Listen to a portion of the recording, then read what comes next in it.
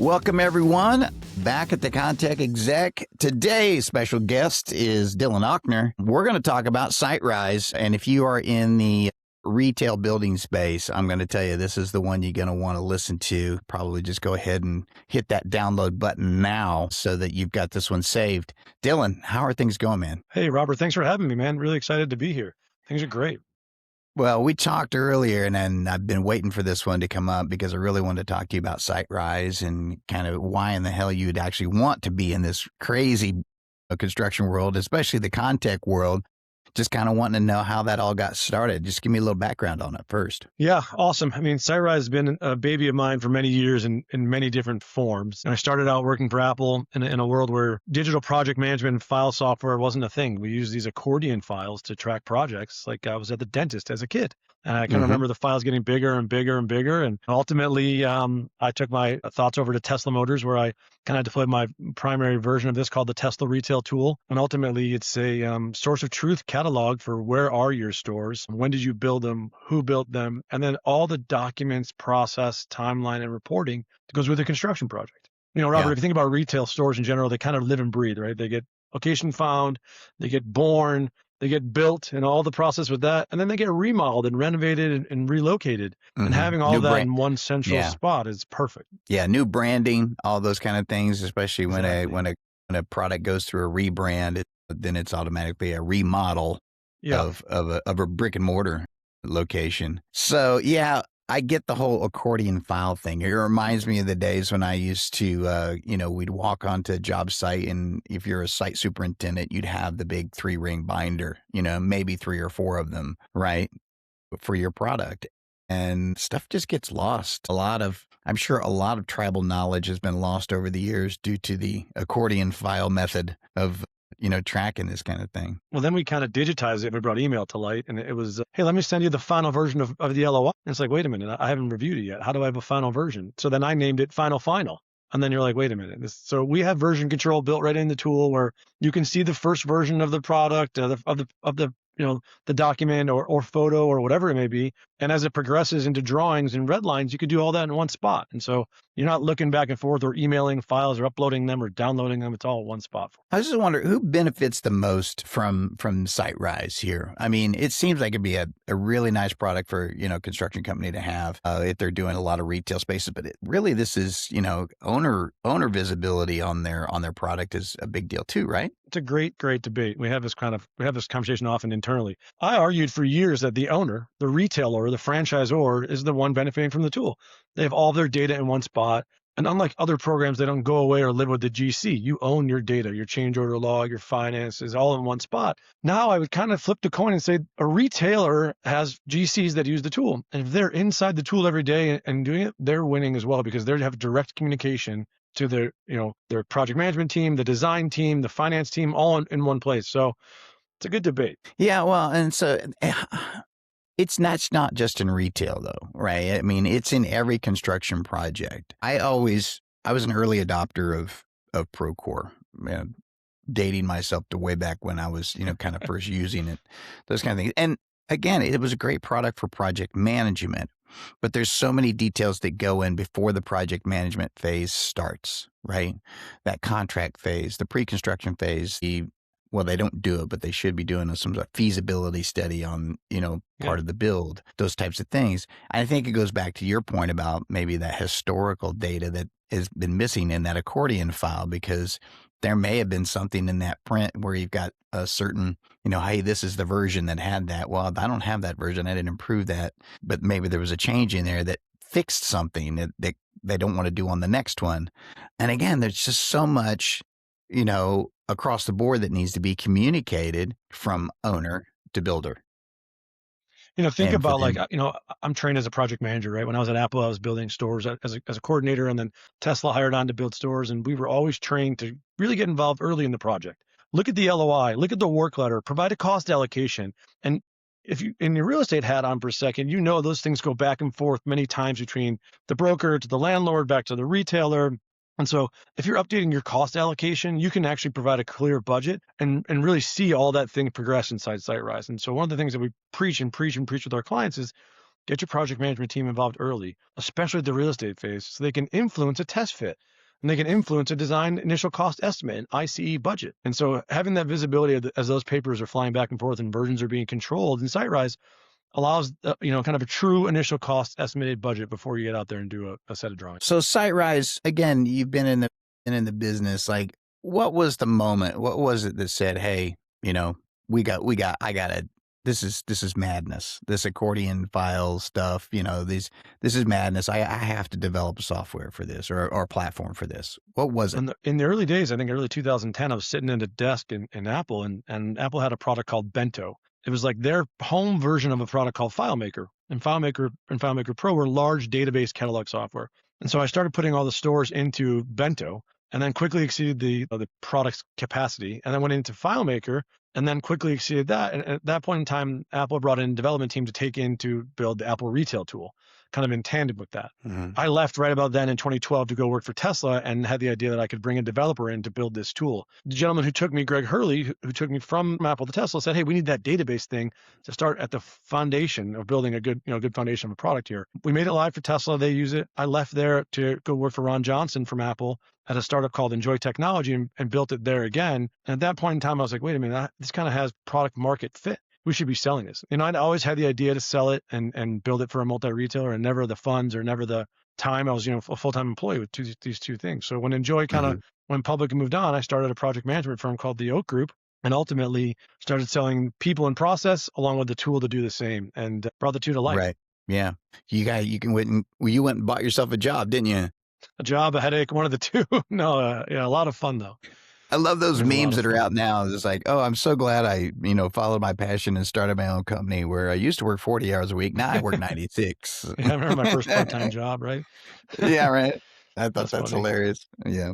So, yeah. And my big thing is these days, and I don't know if retail is getting the short end of the stick on this as far as construction. We've got workforce shortages and we've got labor shortages, which leads to what I think, because I think it's maybe some folks are underqualified to be maybe working on some of these jobs, because quite honestly, the plumbing at a retail space or the electrical at a retail space has to be just as good as any place else. It's got to meet those kind of things. And I'm just wondering what you're seeing in the market when you start to look at this and you actually have a digital record of how the job's going. Where are the mistakes coming from? What's coming up the most? What are the RFIs that are like getting propped up on these jobs? Retail's, kind of turn and burn, really, if you stop thinking about it, because the faster you can get that store open, the faster you start making money.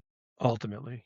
And, one of the biggest problems I think we have in construction is we don't spend as much time in the plan, and then we think we're going to make it up later. I mean, there's never enough money to do it right the first time, but it seems to always be plenty of money to do it twice. Everyone wants to talk about their day two punch list, and our goal is to let's not have that. So a lot of what we see in retail, let's talk inline mall, right? First, if we get to an inline mall location and we have the ability to see the previous tenant's drawings and take a look at actually where the P-traps are, where the restrooms are, because 90% of the time, the current retailer that coming into the space wants to modify the location. Maybe the changing rooms aren't in the right spot. Maybe the restroom needs to move. They're not big enough. They need to be modernized. If Right. we have historical documents and drawings that we can lead off of, we see a lot of those mistakes kind of trimmed down quickly, and the costs start to get allocated properly, where we But can those actually are start to put TI dollars in the right spot. Sorry. Yeah, but those are ghosts in the machine too. Like I've never seen an as-built, really.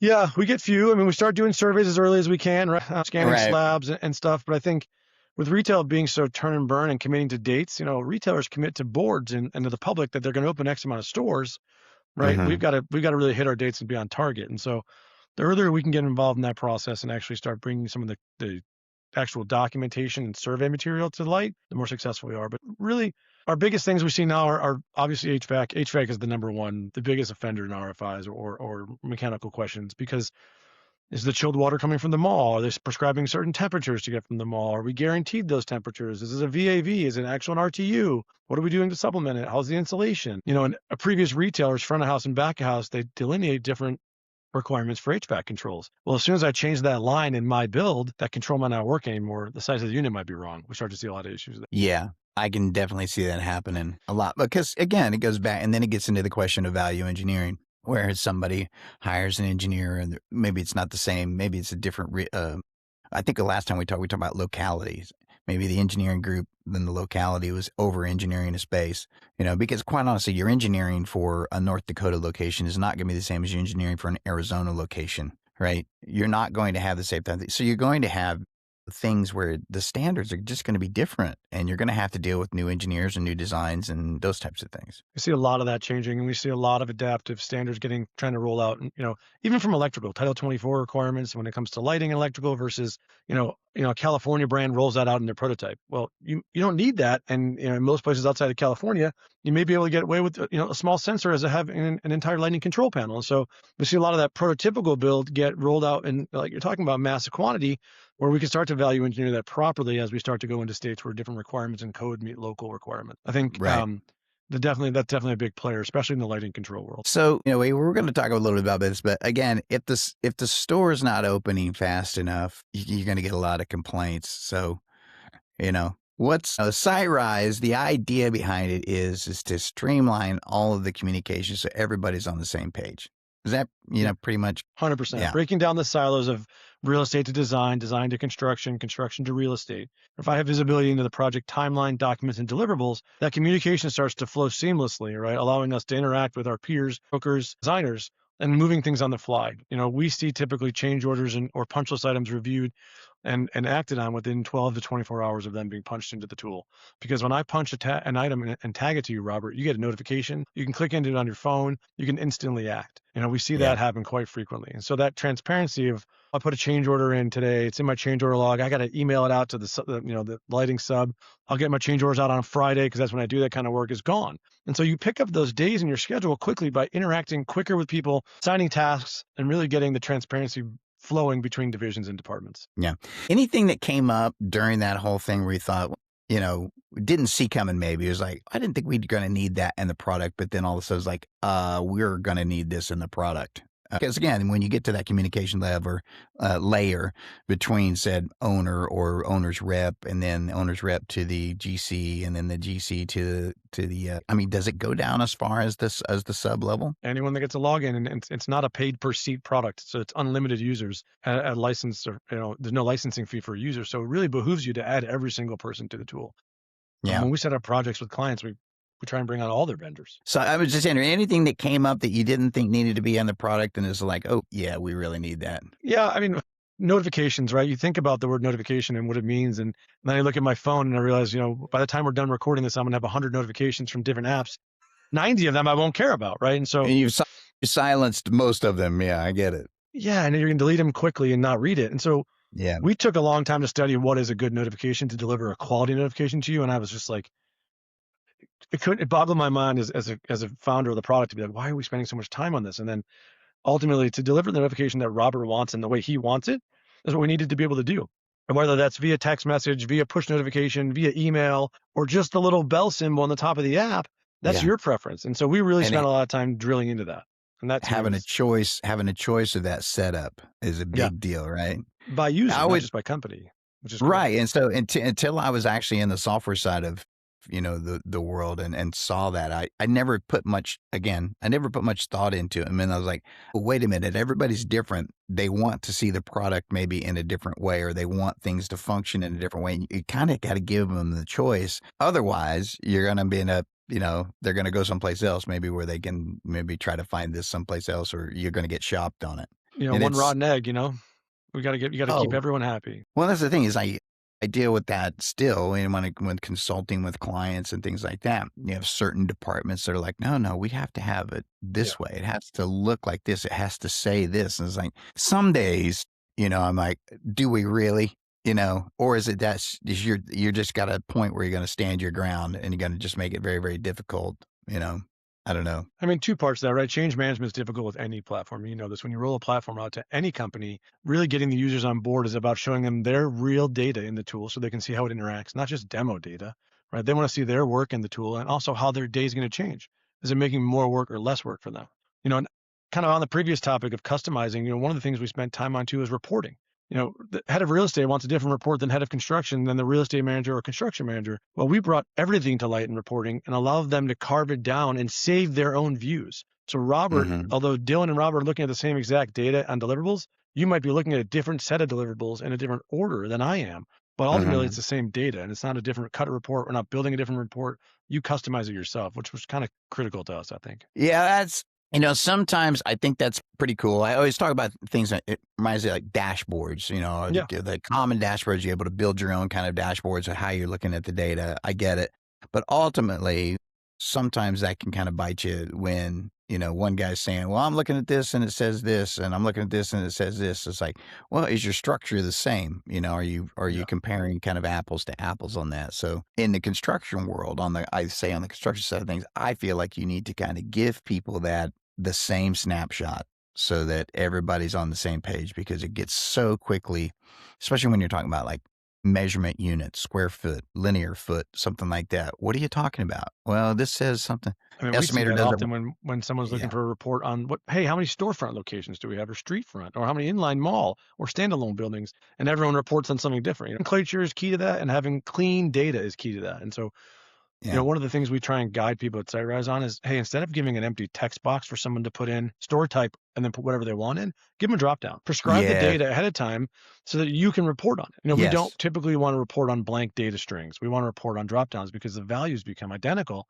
and it's clean data. Clean data in is clean data out. I think that helps too with even at like the daily report level, from superintendent to foreman or whoever is doing your daily reports and putting that information in. A lot of these guys, language barrier on a lot of things within Yeah. the United States. I mean, I was just talking to a guy. He's got 100 and he said 120 different languages that he's got his application in, because Wow. it's kind of an international application, right? Not every country speaks the same language. Not everybody speaks English, or not everybody speaks Spanish, right? But you got to have those kind of options, especially if you're on an international level. But what I think about is if you give somebody too many options, nothing gets done, right? It's kind of like having that list of, if you have a list of 15 things you need to do, you'll get 0 done. But if you have a list of 3, you probably get those 3 done. I think the same way for prompting folks of what the data needs to say. Okay, this is a blah, blah, Yep. whatever. Exactly. And then, I totally agree with that. Again, and then it sets them up as an easy way to follow my argument about data governance. I don't know that AI is going to survive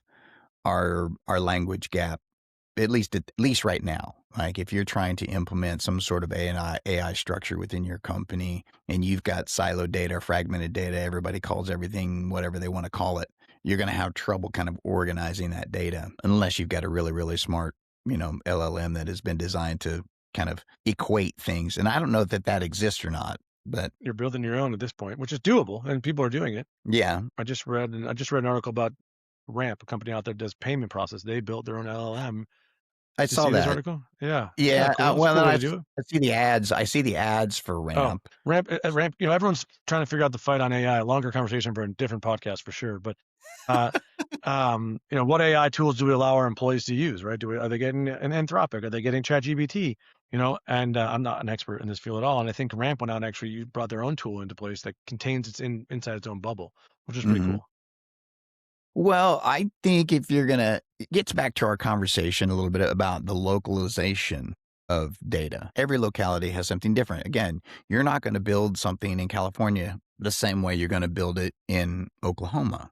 And you're not going to build something in Oklahoma the same way you're going to build it in Florida. It's not going to be not about language in general, but it's not going to be the same nomenclature. There's never going to be the same weather. There's never going to be the same surrounding attributes of what that whole project is about. Every mall is different. Is it an indoor mall? Is it an outdoor mall? Those Yeah. kind of space, parking. Is it a parking garage, or is there, it's just all those kind of different things. So you're never going to have the same terms and definitions across the board. So I would think that as these tools get a little bit more, I guess, ubiquitous, they're going to have to become very, very localized. Localize and to the extent where you can customize the nomenclature of drop-down menus or attributes you're trying to tag, right? And so I think you see that, right? Storefront. Does it have a storefront? Yes. What storefront type is it? Oh, it's glazing, ACM panel, whatever it may be. I think as you can start to drill into that data, just takes me to my other question, which is like how much data is too much at one point? And we face this a lot with brands that want to bring every attribute into the tool, which is great.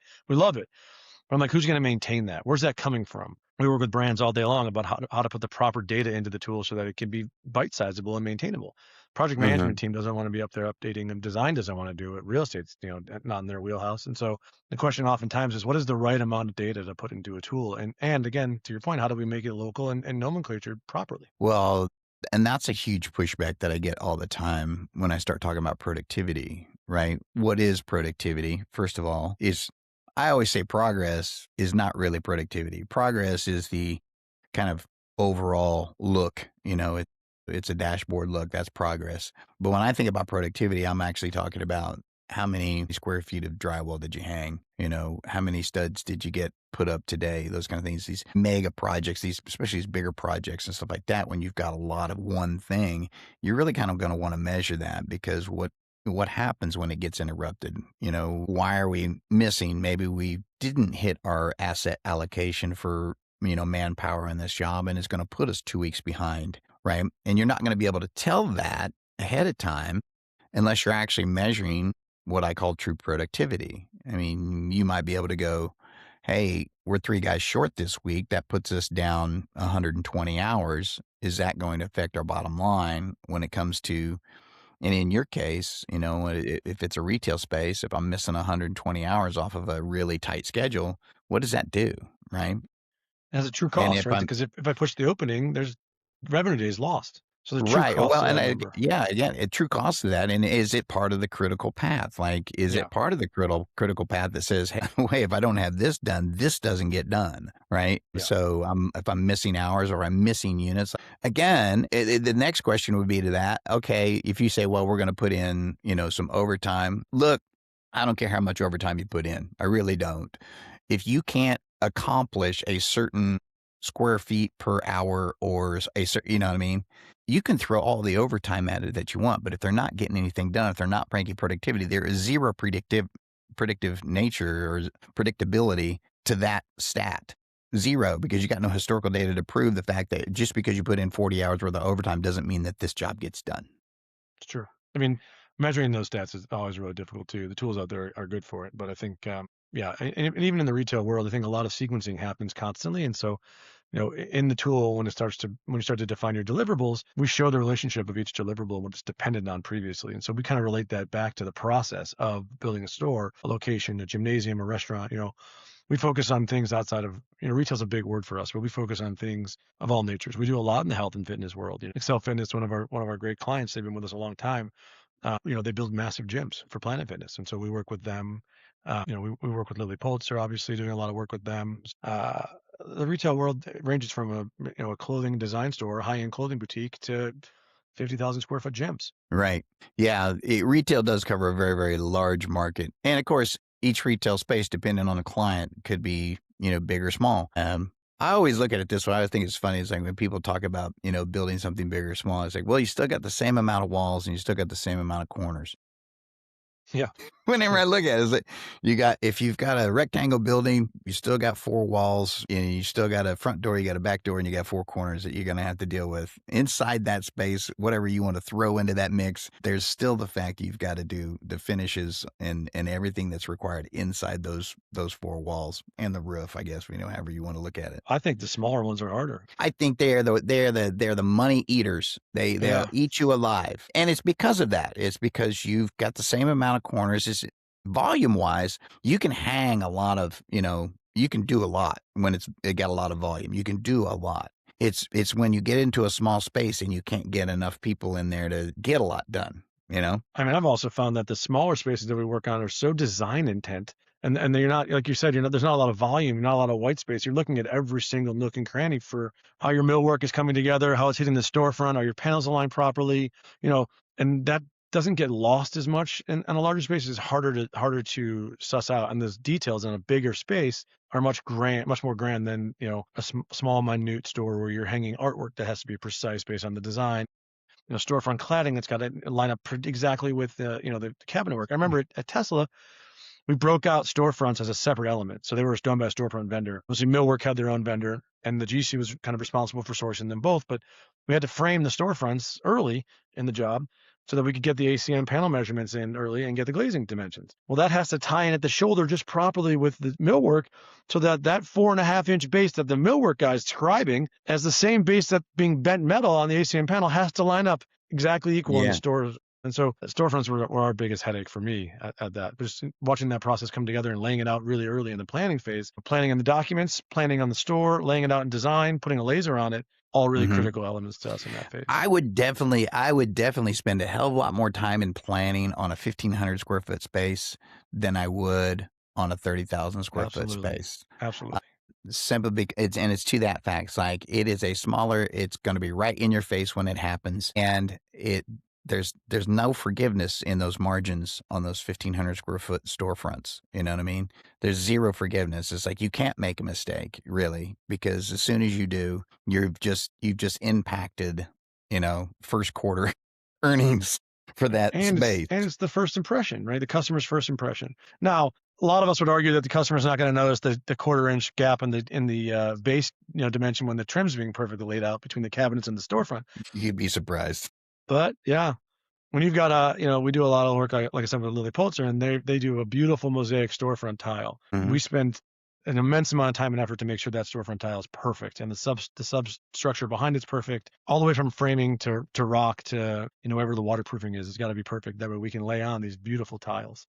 Yeah, I always say my first boss, when I first started in construction, when I was just a young carpenter's apprentice, he always say, because I started out on a framing crew, framing houses, and he'd always say, your best trim guy is your framer, the guy that's hanging the studs and making sure that they're right, making sure that they're, not all woppy jawed and all that kind of stuff. You don't have that much trouble with metal studs because it's usually pretty straight and all that kind of stuff. But you can still screw it up, it's just a matter of fact. But he'd always say that, best framer, your best trim guy is your framer.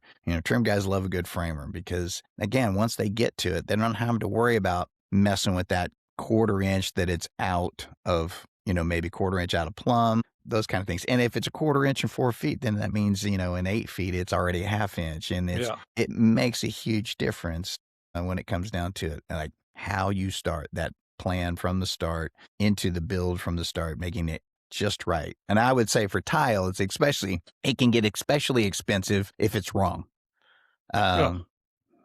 Not only does it look bad because you can see it immediately, but if it's wrong, it's expensive. It's a giant dusty mess. When you start looking at how retail stores are laid out in these kind of bays, right? You walk into your first display bay and some two bays, 3 bays, 4 bays. Those all have to have details that are, connected from how your floor pattern's laying out to where your cash wrap sits to how your lighting is designed. And so in that planning phase, you got to have a good architect that can line those up, and then a contractor that can execute it.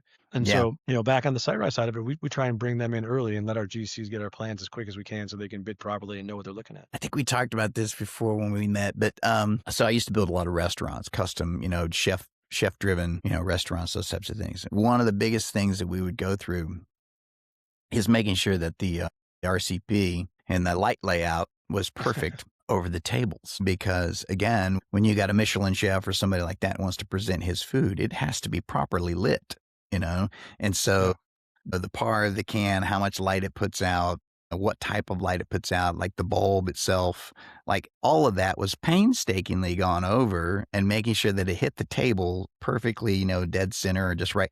Because when that plate comes out, there can be no shadow or, they want it to be lit perfectly, like every time. And I had zero idea about all that when I first started getting into it. Then I started looking at it, I was like, oh my God, this is all super, super important to, the client. And result is it's the experience. It's like, what do they get out of it? And again, these are restaurants, retail storefront kind of, retail spaces. But man, there's so much that goes into them, and people they just take it for granted. I mean, we do the same thing using photometrics with stores early. We bring a lighting design team in to look at a photometric diagram, and then you add in, hey, natural light, really sunny in Florida. I got a full glass storefront here. How's my product going to look inside the store the first quarter, first half, 3/4, and all the way back? And these, retails are typically long and narrow bowling alleys, right? 30 feet, 60 feet, 90 feet wide. That glazing brings in light and darkness depending on the time of day or the clouds. And so to account for that with some daylight transitioning, action going on with your lighting control panel is A, very costly, but B,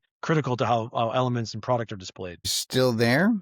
you were actually doing light studies, how much needs stuff a storefront when you got, glass on the outside. It's got, again, people don't realize the detail. And I think this is the point of SiteRise is like all this detail, every last bit of it has to be communicated across many different layers, from client to GC, GC to sub to the field, guys actually on the install. Any changes that come up, and these are all the same problems. And it doesn't matter whether you're building a retail space or you're building an industrial space or you're building a brand new data center. I don't care what it is. These are all the same kind of details that we continually get wrong for some reason. Somehow we, either there's just not enough time somehow, or they're lost in an email chain somehow, or I don't know what all the excuses are, but it seems to be a ton of them for us to, require a change in the way that we're handling our information. One of the things that we did to try and manage just that process was rolled out tasks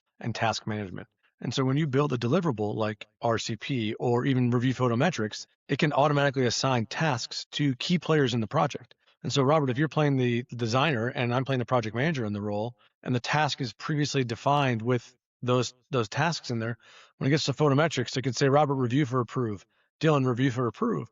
And those get assigned to my dashboard in the beginning. So I know when I wake up in the morning, that is up there. It's ready for me to go. It's in line with my timeline, and I can go ahead and get my tasks done and review those things. And I have a documented reference that's happened and done. One of the things I wrote about it a while back, I think it was either in a post or an article that I did. I talk about that exact thing, have an assigned task and somebody, I think accountability somehow, and I don't know how, but accountability in these projects has gotten lost, where it's always it becomes this CYA, point the finger, oh, that wasn't my deal. That was such and such over here. I've been waiting on this or that.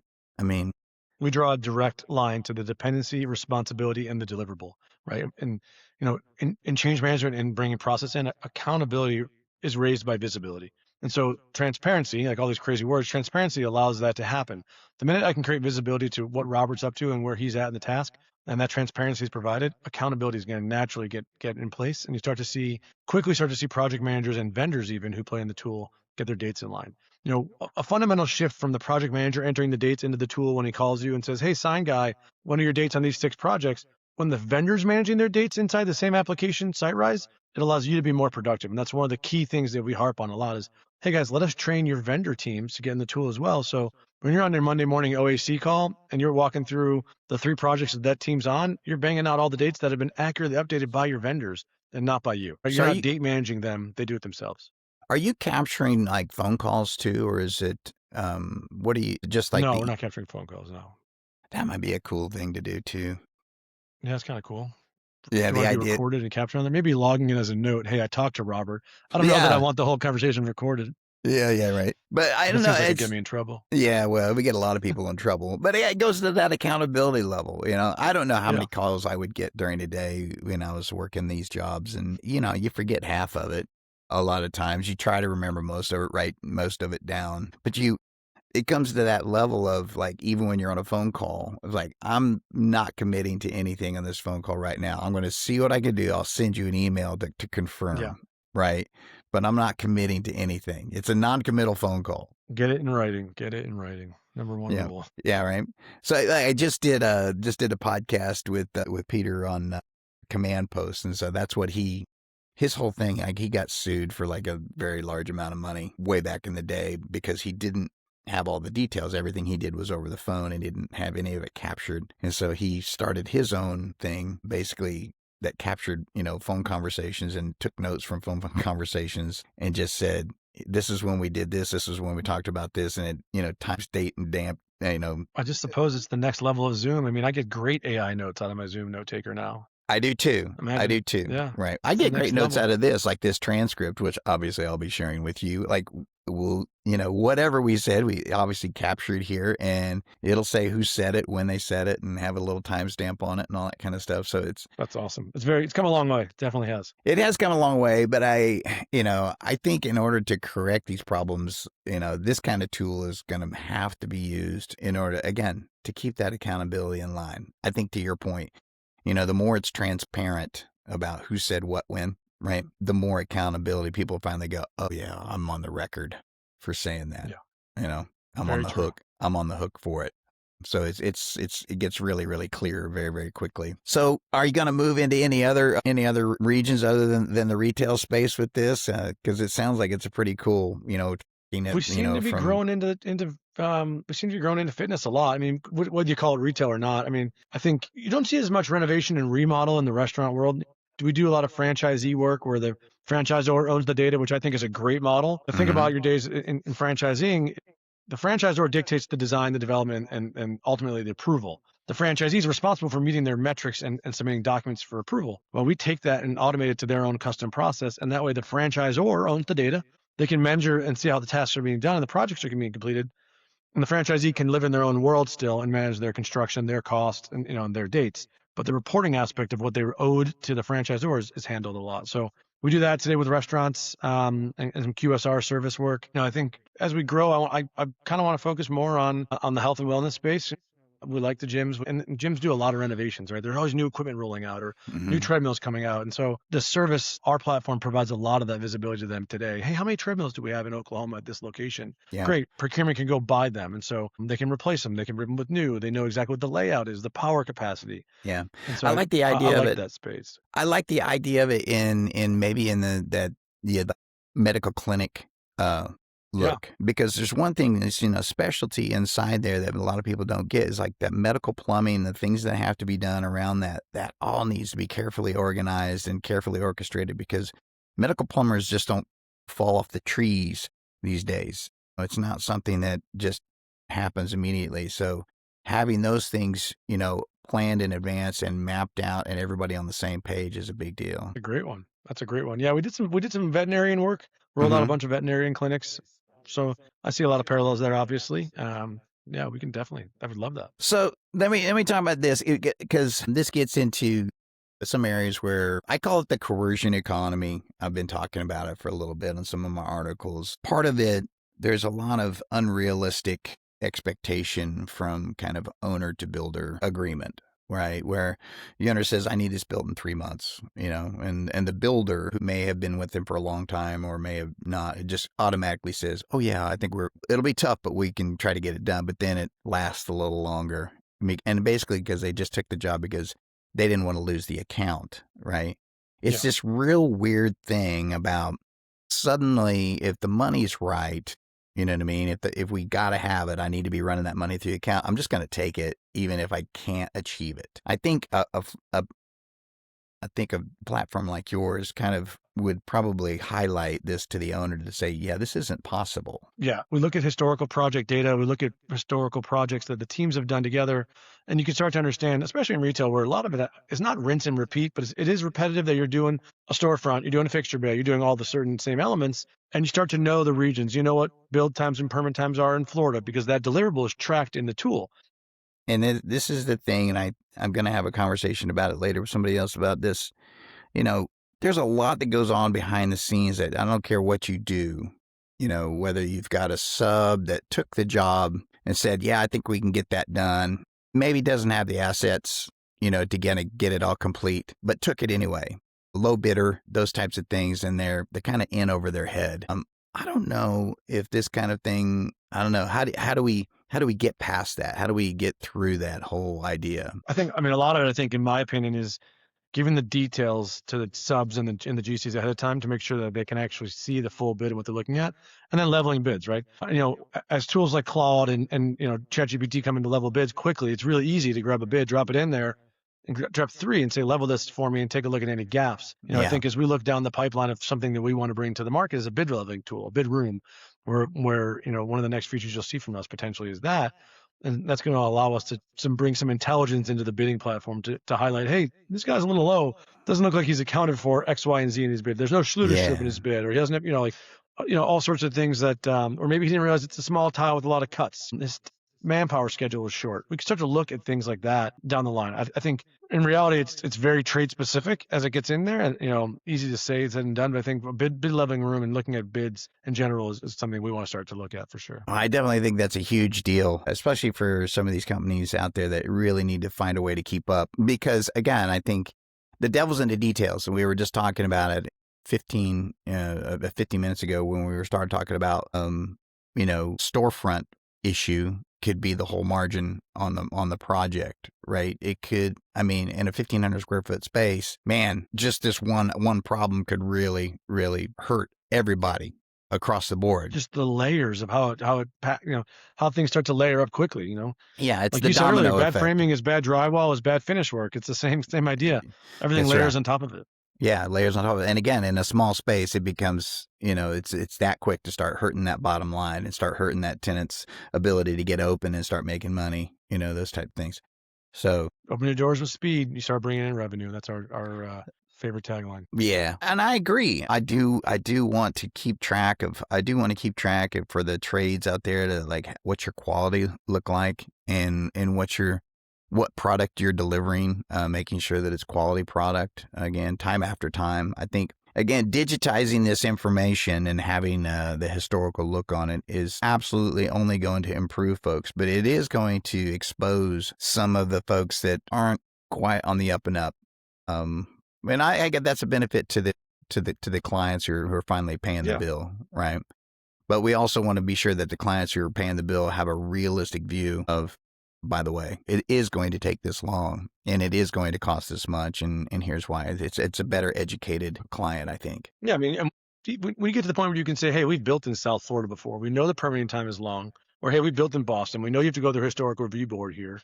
To have that data in front of you allows you to make an accurate decision, timeline, and even risk management. Do we want to take this CapEx investment and put it into there where we are going to potentially make more money in the long run, but it's going to be longer to get there? Or do we need to bring that and shift it into North Carolina or somewhere quicker where we know we can build faster and start raising revenue? What is the cost of that investment and when can we do it? Yeah. And we have all that data, which is really cool. Well, that all goes back to the idea of you got to plan a little bit better, right?